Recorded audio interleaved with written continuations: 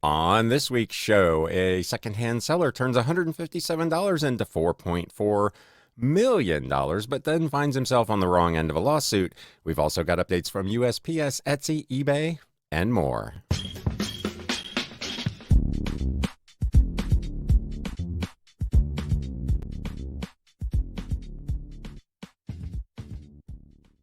What is up, Galaxians? Welcome to episode number 220 of the Galaxy CDs, Rocks, and Flips Reseller Talk podcast. My name is Ryan, and I will be your host.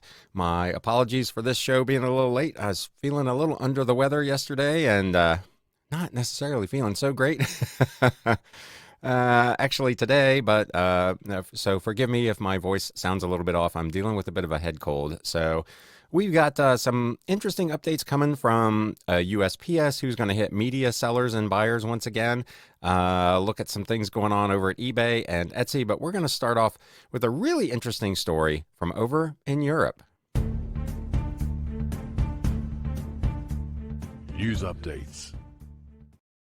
So this article appeared over on ArtNet, and I have been thinking about this all week long. So I'm gonna just run through the article, and then we'll go over my thoughts on it. And I definitely want to hear what you have to think about this particular situation. So an elderly couple sold a quote-unquote worthless African mask for $157. Now they are suing the buyer who auctioned it for $4.4 million. The couple has accused a local antiques dealer of cheating them out of a fair price for the rare object. This legal case is making its way through a French court system and is raising questions about whether a person who sold an artwork or artifact later determined to have a much higher value can seek further compensation. Obviously, this is a very extreme case in terms of the numbers involved, but this is something that we as resellers essentially are dealing with pretty much all the time. Items that we buy for very low value and sell for significantly higher value, and that's why this caught my attention. An unnamed 80-year-old woman and her 88-year-old husband came across an African mask while clearing out their second home. While most of the contents of the home went into a garage sale, they decided to sell the mask to a local antiques dealer who agreed to buy the mask for 150 euros, which equates to about $157 in September of 2021. Months later, they discovered through reading the newspaper that their mask had just made 4.2 million euros or 4.4 million US dollars at a specialized auction in Montpellier. As it turned out, it was a rare fang mask used in rituals in an African secret society. The object was brought back from Gabon by the husband's grandfather, who had been a colonial governor in Africa in the early 20th century. After several legal moves and counter moves, an appeals court in France determined on June 28th that their case against the dealer, quote, appears to be well-founded in principle and has frozen the proceeds of the sale as the case continues. So the money is currently tied up by the courts. The couple's argument hinges on the suspicion that the dealer had a good idea of the true value of the object when he bought it from them. The antiques dealer did not display the mask at his shop and instead contacted the auction houses Drouot Estimation and Fauve Paris, which estimated it to be worth about 1 to 120,000 euros and 400 to 600,000 euros respectively. So a pretty broad range there of potential values, even from people who were more expert than the guy who originally bought it, which is interesting.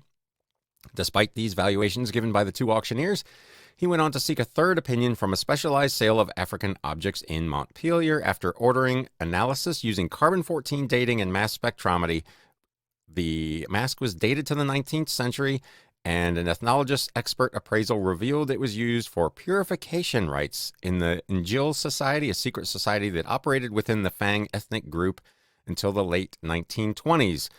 The auction house placed the mask for sale with an estimate, again, between 300,000 and 400,000 euros. The mask was sold for 4.2 million at an auction in March of 2022.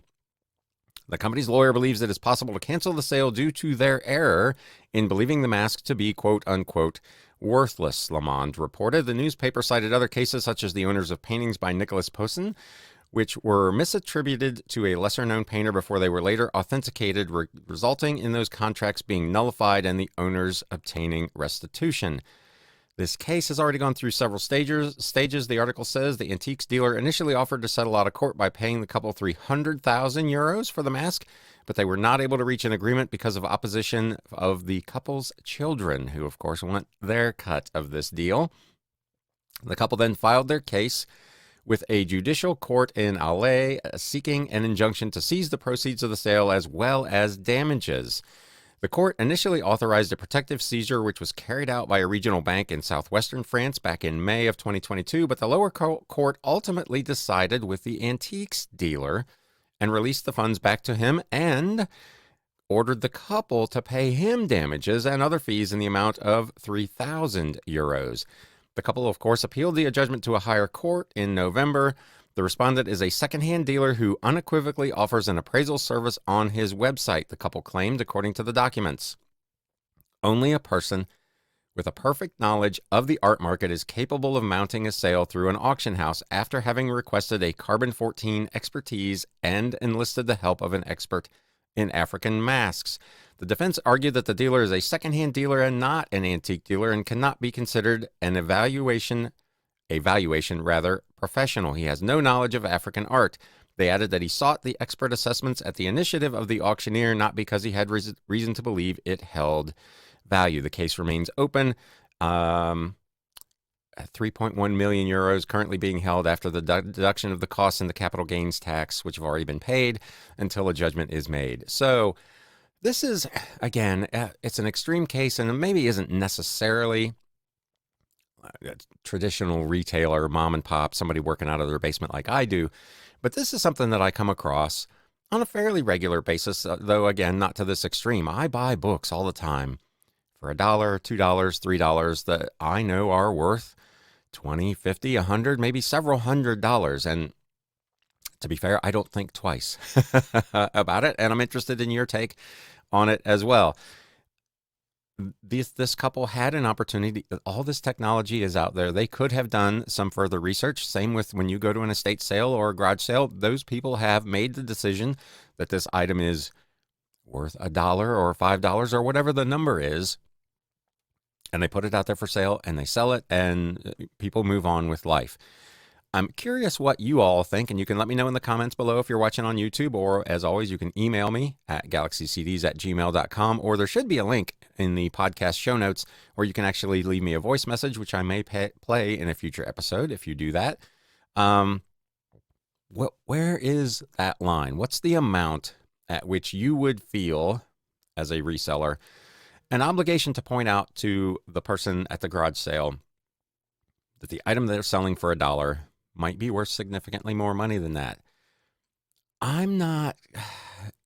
If somebody at a garage sale, I just had this happen a couple of weeks ago. I was at a sale where an older woman was clearing out a bunch of books, and I talked about this. She let me into her living room to go through her collection beyond what was actually in the sale, and I selected a bunch of books. And her daughter at one point came in and said, "What do you think these books are worth?" And I very honestly answered her, a lot of the ones I've picked out here are going to be items I'm going to sell for $10 to $15 a piece. So I'm willing to pay $1 to $2 a piece for them, probably tops. There are some other ones that I'm going to have to do some further research on that are probably worth more money than that, and I will offer you more money than $1 or $2 for those books. And we ultimately agreed on a price that worked out on average in that purchase for about $3 a book. Some of them I paid $1 for, and some of them I paid $5 or $6 for. That's fair. If you do the initiative as a seller to ask me a question, I will give you an honest answer. Now, the likelihood of me coming across something that I think is worth tens of thousands of dollars or more is probably pretty slim. But in the case that I did, I probably would try to work something out with that person and say, hey, you know what? I'm not like with this case. This person knew it was worth more than $150, clearly, or he would not have sought expert advice. But even the best estimators, including the auction house, only ultimately valued it at about 10% of what it actually ultimately sold for. So you can still be an quote-unquote expert in the field and be way off the mark on that. But I probably would say, hey, you know what? I think this book probably has a value in the range of whatever. Let's just say it's a $5,000 to $8,000 book. I can't pay you today what it's worth. You can keep it and try to sell it yourself and go through all that rigmarole, or let's do a consignment deal and a 60-40, 70-30, whatever we can agree on, split after fees once the item is sold. So if I came across a situation like that, I probably would try to make some effort to make it right. But I'm not sure I feel like this particular situation the person has a leg to stand on. So again, let me know in the comments below, or feel free to reach out. What are your thoughts? Is there a limit at a point where you would say to a seller, hey, you know what, you've got this thing priced for whatever it is, $50, and I think it's probably worth a couple of thousand.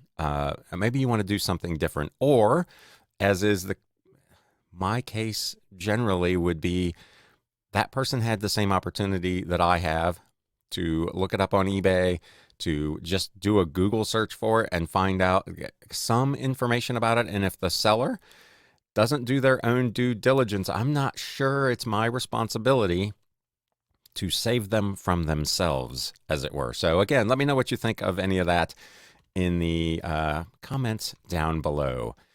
Now to some more kind of traditional reselling news, and it's bad news for buyers and sellers of, in particular, media items. At least at this point, USPS is going to raise rates again in January of 2024. Now, we talk about this again with some regularity.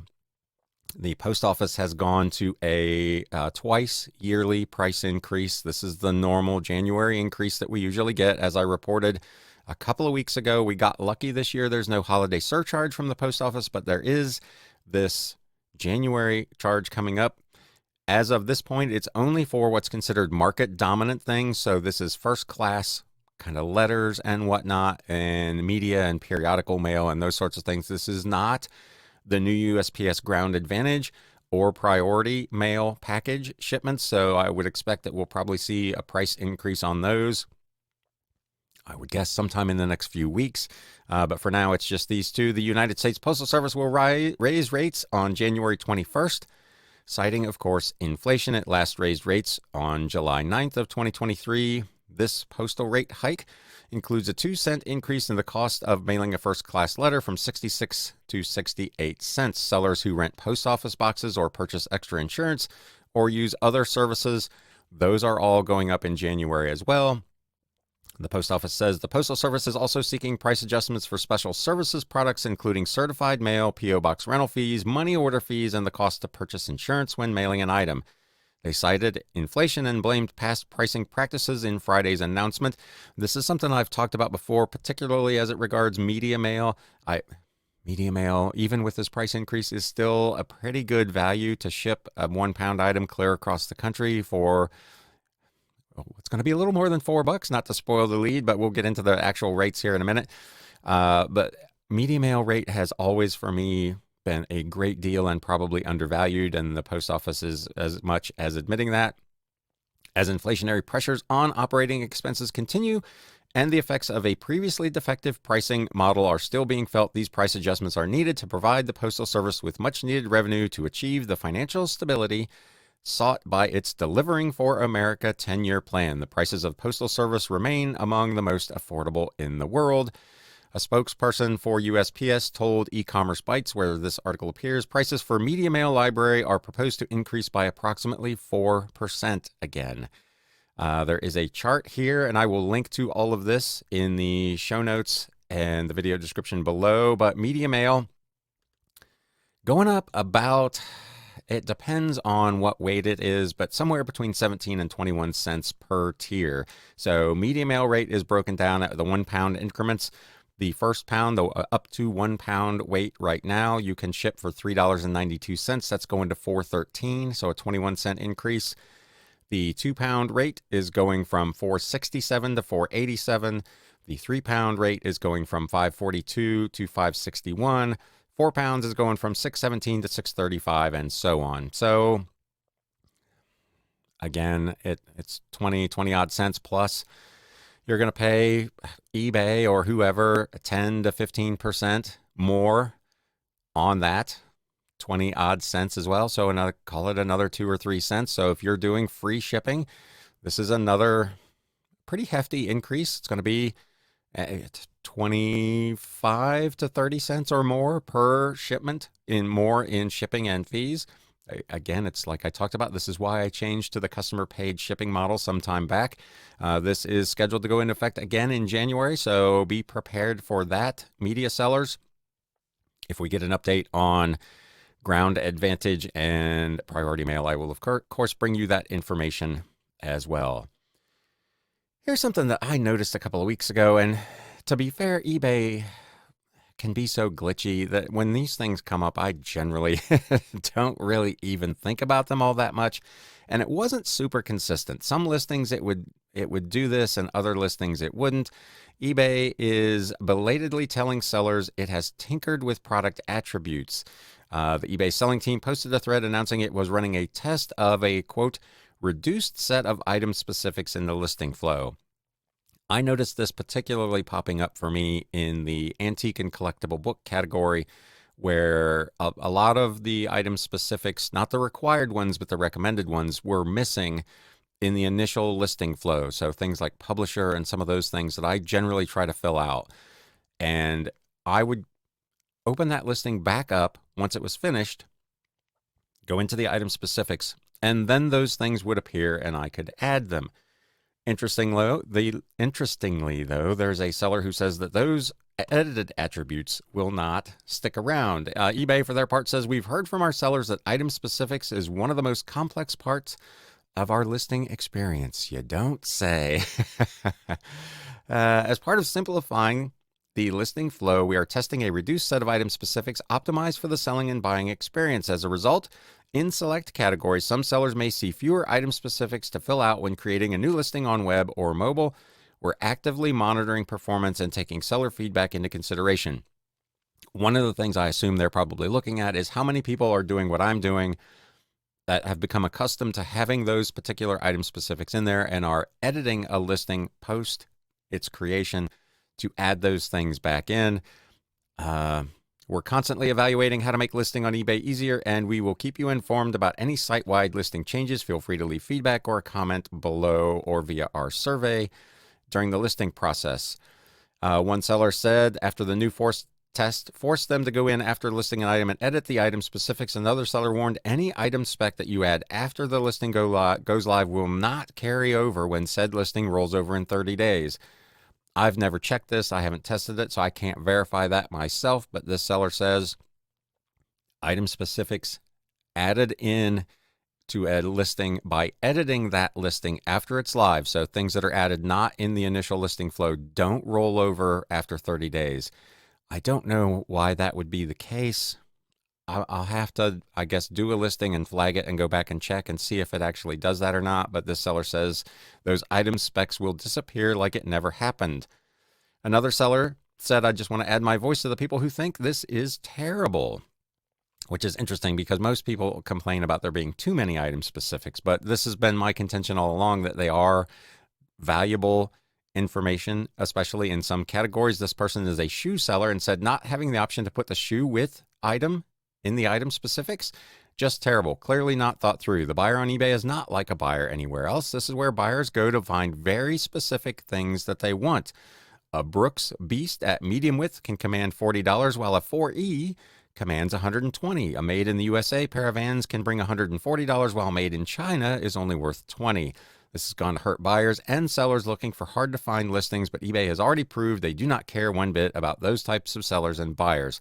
Now, I would just disagree with that statement. Their whole focus is on these kind of halo categories, if you will, like collectible sneakers and handbags. And I would think that more item specifics is better in those categories. And I'm surprised that eBay is even testing using less of them in those categories. But to just categorically say that eBay has proved that they don't care about those out of hand is, to me, just a complete overreaction.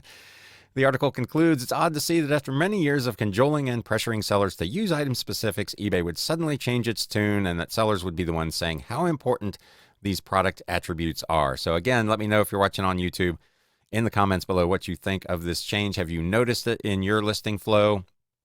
It's something that I had seen and didn't really think much of, but apparently it is a test by eBay. Last thing, eBay has taken, excuse me, some small business owners to Capitol Hill lobbying for a higher 1099K threshold. This is the gift that just keeps giving. This news just will not go away, especially as we get closer to tax time once again. Last week, Capitol Hill became a focal point for discussions on small business and tax reporting as members of eBay's Small Business Ambassador Network met with key eBay executives and members of Congress. The central topic of discussion was the 1099K reporting threshold and its implication for casual and small business sellers on the eBay platform. The discussions, they said, highlighted concerns that the existing tax reporting threshold, which, as you may recall, is $600 or more, might dissuade individuals from initiating businesses on eBay due to the complexity and burdens associated with this new lower threshold.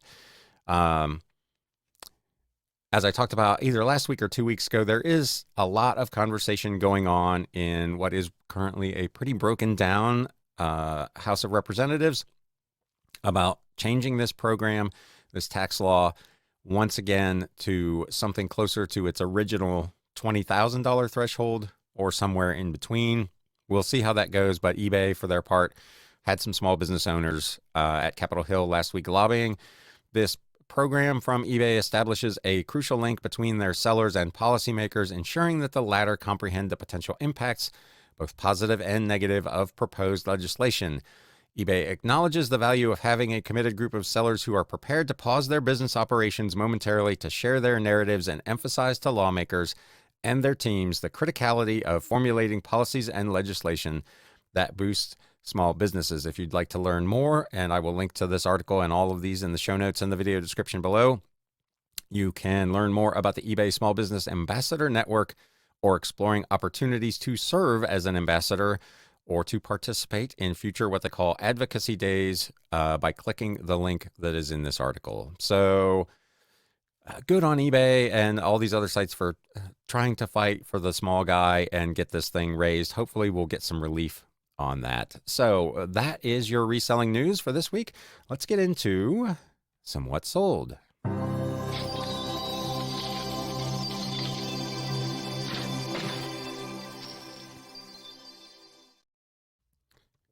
So it was not a fantastic week here at the Galaxy last week. If you follow me over on Instagram at Galaxy CDs Rocks, I did sell a lot of listings last week, but it was a lot of low value stuff for me. I sold, I think, a total of 87 listings, but my eBay sales dollar volume was way down. It was down probably 25% versus the prior 5 or 6 weeks. So a little bit of a rough week over on eBay. Etsy, however, was really good to me. So it all kind of came out in the wash, but eBay was definitely off the boil last week.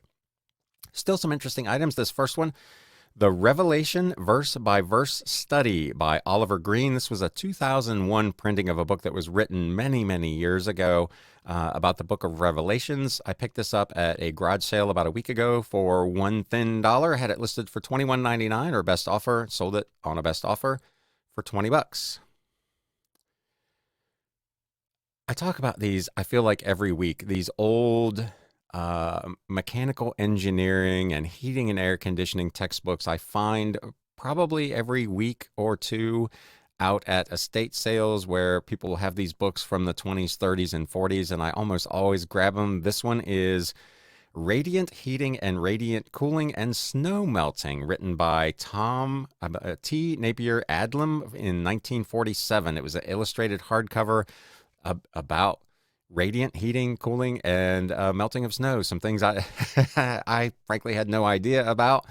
Interesting book in really good condition. I picked it up at an estate sale for $2.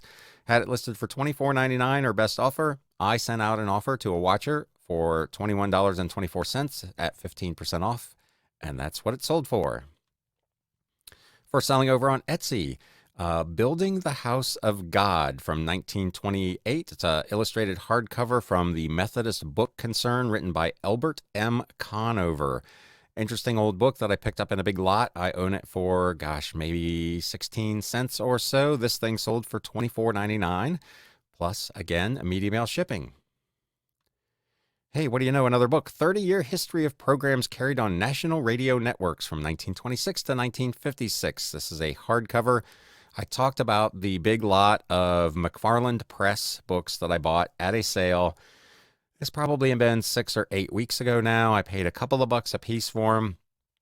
If you can find them at anything like that price, I would grab as many of them as you can. I only left a handful of them there that didn't appear to have much value, but these things have been really, really strong. Again, $2 in it. Had it listed for $29.99 or best offer. Received an offer of $25 and sold it. Another one of those kind of engineering books. This one from 1954, Acoustics by Leo Baranek. This was part of the McGraw-Hill Electrical and Electronic Engineering series. Again, these are books that I almost always grab because they're always worth somewhere between $18 and $40 or $50. This one sold for $32.99 plus, again, media mail shipping. I'd picked this up at an estate sale for $1. Another religious book. This is from a pretty big purchase I did in an estate sale. I'm into this for a couple of bucks. Nahama Leibowitz, New Studies in Bereshit Genesis in the Context of Ancient, and then the title is cut off because it was entirely too long. This was a fairly recent reprint of this book, hardcover with its dust jacket in very good condition. Again, own it for about $1 and sold for $34.99. Another religious book. It was a big week of religious sales. This was the Neil Wallace Discussion on the 1,000 Years Reign of Christ. It was published in 1933. Hardcover in fairly good condition. It's essentially a transcript of a series of debates between these two gentlemen. And again, part of a big lot that I own for under 20 cents. This sold for $34.99 plus shipping. Yet another religious book. I picked this up at an estate sale a couple of weeks ago for $2. Our Daily Bread, Meditations on Passages of the Bible for Every Day. This was published in 1898, so this is a fairly old book. It was actually in pretty good condition for a book well over 100 years old. Had it listed for $39.99 or best offer. Received an offer of $35 and sent this thing on its way. What do you know? Another religious book. The Illustrated Holy Bible with Helps, the American Standard Version, Pronouncing Edition, published by Nelson Publishers back in 1929. This was in fairly rough condition. The leather was folded over and creased and damaged and flaking. It was pretty rough, but this is a fairly unusual book. These old kind of 1920s through 1940s era leather Bibles do really pretty well. I picked this up for a couple of bucks at a garage sale a couple of weeks ago. Had it listed for $44.99, sent out an offer of 15% off, and sold it for $38.24. Older Bibles, anything pre-1980, I will generally go ahead and pick up if I can get them for $1 or $2. Newer ones, not so much, unless they're some of the really kind of high-end study Bibles. But most of these old Bibles, other than the ones you see at all the sales that were given out by the Gideons, a lot of these old Bibles can bring pretty remarkable money. And now your flip of the week. The last item I've got for you this week, I picked this up at an estate sale, probably 2 months ago, along with a whole bunch of kind of vintage books about tractors for $2 a piece. This is the original Alice Chalmers 1933 to 1957. It's an illustrated hardcover with its dust jacket. It was written by two guys named Andy Kroshar and Guy Fay. Again, when I see just random books, things I feel like I've never seen before, I always look them up. And I saw this big bin full of these old tractor books. And I know there's a thing for old mechanical equipment, tractors and old steam engines and all that kind of stuff. So I looked these books up, and again, going back to our original conversation, discovered that many of them were worth anywhere from 80 to 125 or 150 bucks. So I just built a big stack of them. I took them downstairs and I bought them for $2 a piece. I didn't say anything to the seller about, hey, this book here is potentially worth a lot more money. They have the book in their possession. They had the opportunity to do some research. I go to sales all the time and you've been there too, where you'll walk in and you'll immediately see screenshots printed out on paper of eBay pricing for items. Kudos to those people. They did their research. They know what that item is valued at. They know what it's worth, and they're trying to sell it for that price. I do not begrudge those people one bit for trying to get market value for their item. Will they get it? Are they more likely to sell it if they price it at $1 or $2? Absolutely. But it's their item. If they want to try to get $40, $50, $80 out of it, more power to them. I'm not going to buy it because for my purposes, it doesn't make any sense. But if a person who wants that book walks in there, they haven't been able to find it anywhere and they see it, they may pay that for it. So I know a lot of resellers really get upset when they go into sales and see things like that. I'm not one of those. I was at a sale just the other day where there was a whole shelf full of vintage and antique books that I would love to have purchased for a couple of bucks a piece, the price of all the other books that I bought at that same sale. But they had taken the time to look these books up and they were priced at or near market value. More power to them. I hope they sold them. They didn't sell them to me. But in this case, as I said, I just took the stack down there. I gave her my, whatever it was, $80 or whatever that I spent at that sale on a big, big stack of books. And I priced this thing at $99.99. Received it. Actually, I had it on sale. I'm running my Etsy store. I just started a sale there the other day at 10% off, and somebody snapped this thing up for $89.99 plus shipping. So kind of a long story on that one, but let me know how you feel about that. When you go into a sale and you see those, eBay printouts, or you see items that you would normally want to purchase that are priced kind of at or near their eBay values or their actual market values. I know it's frustrating, but don't you, unlike the elderly couple who sold the highly valuable, worthless African mask, I have a lot of respect for those people who put forth the effort to find out what the item was worth and to try to extract their maximum value for it. I have no issue with that. I see a lot of people posting thrift store pricing has gone up as well. A lot of Goodwills have kind of gotten on the program that a lot of the stuff they have is worth more than $1 or $2. And they're a business trying to make money too. And they're now trying to extract that money out of it. Does that make it tough for us as resellers? Absolutely. But Goodwill does not owe us as resellers.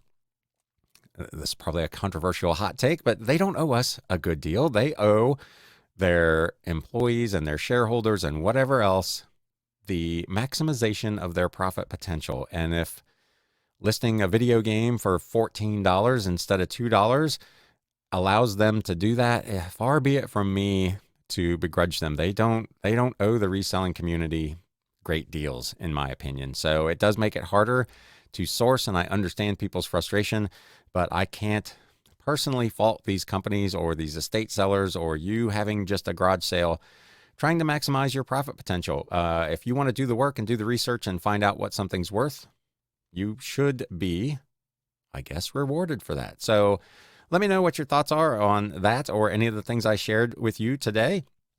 As always, thank you for spending a little bit of your time with me I'm going to say this morning because I'm recording this on Monday morning. But whenever you're listening, I appreciate that you've taken some time to spend with me. If you got anything out of this episode or just found it interesting or entertaining, do me a favor and hit that thumbs up button if you're watching on YouTube. If you're not currently a follower of the podcast or a subscriber to the YouTube channel, please consider doing that. And please share this with any of your like-minded reselling friends that you think might find some value in it. With all that having been said, I hope everybody has a great week. And now it's time to sell. Thanks, guys. You have been listening to the Galaxy CDs Rocks and Flips Reseller Talk podcast. Thank you so much for tuning in, and we will catch you again next time.